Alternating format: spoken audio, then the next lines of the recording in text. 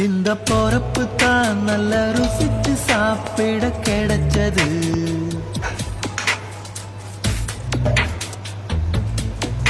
அத நினைச்சுத்தான் மனம் உலகம் முழுவதும் பறக்குது.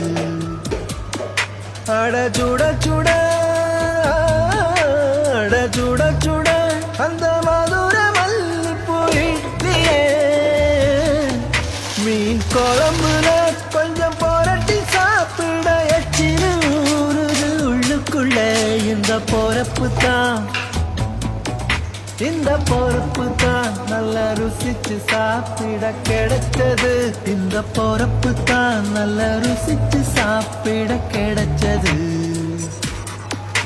அத நினைச்சுத்தான் மனம் உலகம் முழுவதும் பறக்குது.